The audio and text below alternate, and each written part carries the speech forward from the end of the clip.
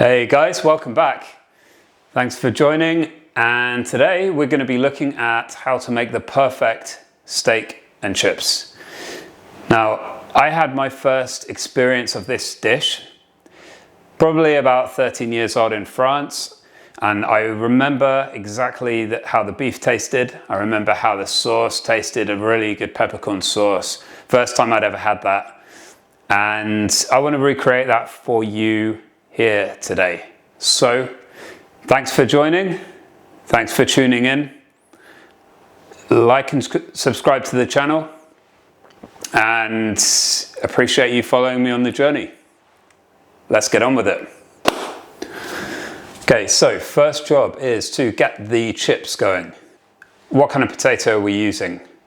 We're going to use red skinned potatoes, or Desiree potato. These potatoes they're just a good all-rounder for what we're using for chips. So they're good for roasting, they're good for mash. You know, in the UK, maybe you use Maris Piper. In the US, you use Desiree potatoes, same as these red ones. What we're gonna do first is we'll just peel these. I've peeled most of them already, but you know, we've got our little bin here that we have on the table, as always, to keep nice and tidy. So we want to cut them chunky. We want them to be quite big and rustic, because what we're going to do to them, we need to be able to rough them up a bit to crisp, so that we can create that nice crispy edge.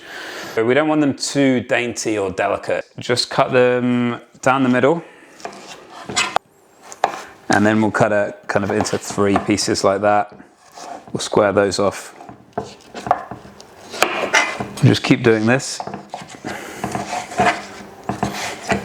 We're going to cook them almost like a roast potato. So we'll cook them in the water first, and then they're going to be roasted. Because most people don't have a deep fryer at home. So, you know, I don't have one here at home, and you might not have one. We're going to emulate the deep frying process in the oven, which we'll show you how to do. The chips are quite often the star of the show on a good steak and chip. That's about enough here. So what we need to do now is we need to get them cooking. So we're just going to into the pan.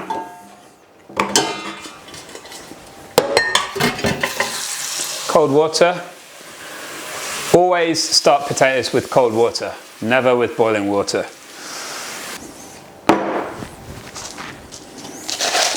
Right, so a big pinch of salt in there. That's ready to go on the stove. I'm going to turn that onto high on here, and we're going to wait for that to come to the boil. Next, we're going to prepare our salad. We've got these beautiful organic tomatoes, which we picked up at the Sunshine Coast markets at the weekend. And you'll see that parts of them are kind of green, and parts of them are a little bit more firm than others.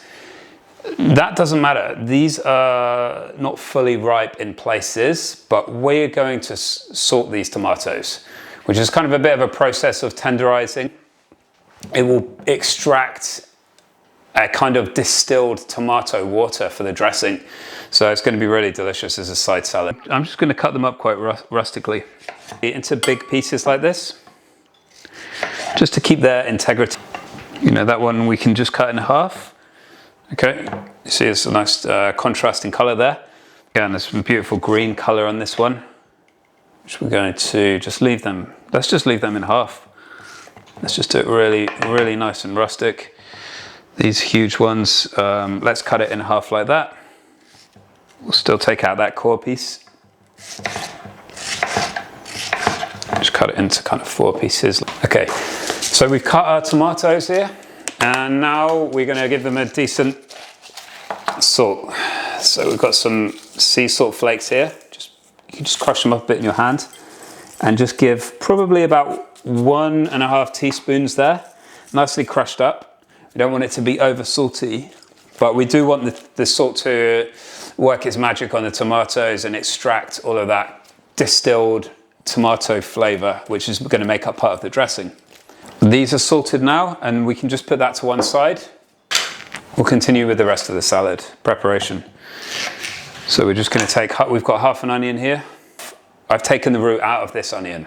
And when you cut it in half again, you can easily peel it into layers like this. You can show the camera. So you can take 3 of those layers and just slice them up super thinly. Because when raw onion is delicious, but you don't want to have a big chunk of it. You know, it's just less is more. Really paper thin slices, and that's a good amount of the flavor. So we're not going to mix that with the tomatoes yet because they're just doing their thing with the salt. I'm just going to leave it separate, and we'll combine it all at the end. Okay, so these have been cooking for around 15 minutes. So we want to test with a knife, and we'll just see how much resistance is going through there. So the easier the knife goes through, the more cooked it is. And I can tell these are almost cooked. So that's exactly what we want. We want them almost falling apart. So we're just going to drain these potatoes into a colander. Carefully.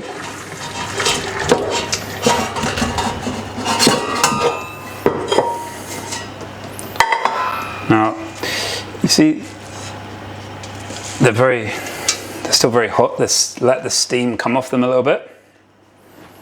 Just let them steam out a little. Just give it a second. Now, the really crucial part to this now is that we're gonna shake these around and fluff up those edges. What that's gonna do is it's gonna create a much crispier exterior to the chip. Spin those around, shake them up a bit, rough them up a bit. They're going to become crispy. They're going to be where a lot of the texture comes from. So first, onto the tray, some olive oil. Be generous. And the chips. So we'll just spread these out evenly. A little bit more oil over the top of this. Butter. And salt. A little bit of salt. We've already seasoned the water, remember, so we don't want to over salt it, but the salt does help with crisping up the outside of it, so let's not be stingy either. And then they're ready for the oven. We have the chips with oil, butter, salt, partially boiled and roughed up. And now we're going to put it into the 200-degree oven.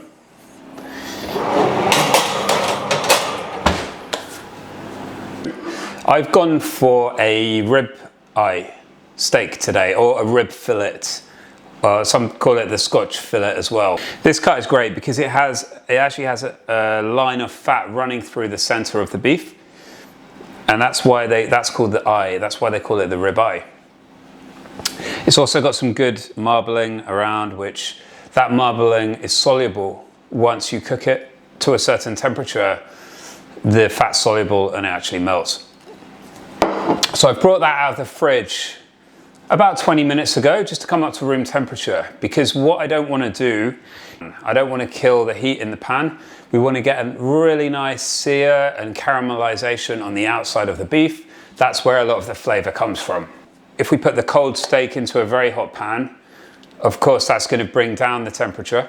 First, we're going to crank up the gas stove.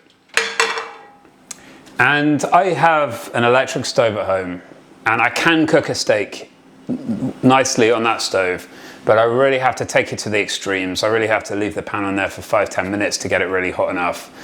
And so for the illustration of how to cook a steak, I wanted to use a gas stove here. We're going to season the steak on both sides. So we've just got a little plate. We've got, again, some sea salt flakes. Just from a height, we're going to crush them up over this. You know, be generous. It's quite a big piece of meat, isn't it? So, other side. And then a few twists of pepper on there. This has been on the gas probably for 1 minute on quite a high heat. Get the pan hot, and then when the pan's hot, only then we're going to put oil in. So a little bit of oil. We'll get our steak at room temperature, seasoned, into the pan. No need to move it around. what we want to do is create a caramelization on the outside.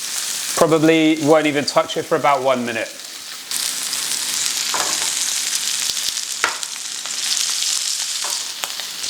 You can have a look on the other side now. It's getting a nice color on there. But not quite ready. We still want to, we want to cook it halfway almost on that side. We need a nice caramelization happening. But we also want an even enough, consistent enough heat that we're going to cook the center of it to some degree. I'm looking for this to be about medium. That's going to happen over 5 minutes. So another massively important part of cooking any beef, but especially a steak, is resting it properly. After it comes off the heat, we're going to give it about 50% of the time again in a warm place for the meat to relax. So there we go, you can turn that over now. Now we check the other side. I imagine it's almost ready, yep. So that's looking, got a really nice caramelization now. Now we're going to start adding a couple of cubes of butter to it. What we want to do here is it's called basting the meat.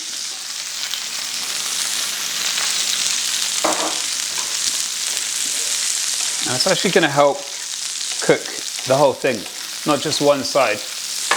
Now because we're covering that steak.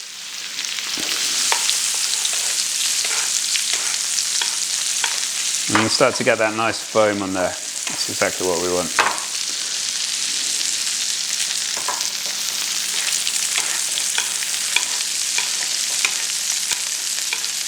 So that's ready. I can smell the butter starting to toast a little bit, which is really nice.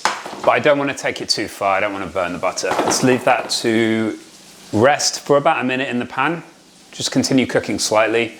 And then we can take it out to rest. And then we'll start the sauce. So we've got that butter in there, which is slightly toasted. It's got all of that beef flavor in. It's got the salt. It's got the pepper. It's got all of the good stuff. I'm going to warm that back up until we can start to see that it's hot. It's bubbling. You can feel that it's hot there. A little bit of whiskey, and this is a bottle my brother gave to me. It's a 16-year-old single malt. Sorry, Dave. Bro, this is the only whiskey I've got in the house, so I'm going to have to go with this. We'll just add about 1 shot of that. And then just flame that up a bit. Combine that with the butter. Add a little bit of beef stock. Bring that up to an even higher heat. So that's looking like it's thickened up a little bit. It's looking quite thick now. Turn that heat off. A couple of spoons of creme fraiche in there.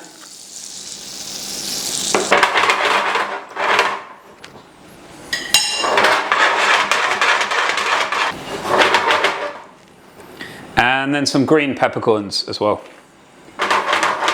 Just have a little taste of that. It's very good. It just needs a tiny touch of salt. The sauce is ready. Okay, that's our peppercorn sauce for the steak. That's going to go to one side. All right, guys, next we're going to finish up this tomato salad. So we've got our beautiful tomatoes, which have been cut up rustically into chunky sizes. We salted them about 40 minutes ago, and now have a look at all this distilled tomato juice at the bottom. What the salt's done is it's extracted all of the water from the tomatoes, which is exactly what we wanted. I'm gonna add some of our finely sliced onion, our basil leaves, a few turns of pepper, of apple cider vinegar. Whoops, spilled a bit there. A nice bit of olive oil, just to give us a really beautiful, fresh salad for the side of our steak. Really colourful. So there we are. The chips are looking really good at this point. Just have to mix them around a bit. Just make sure they're not sticking, but these are looking great. It's a little bit longer, just to crisp up. Okay, now we're going to plate this thing up. Beautifully rested, medium cooked steak. Chips go on.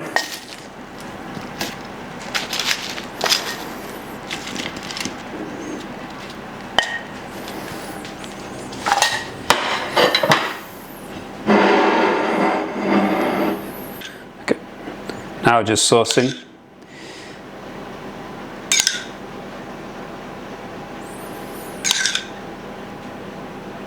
With that peppercorn and whiskey sauce.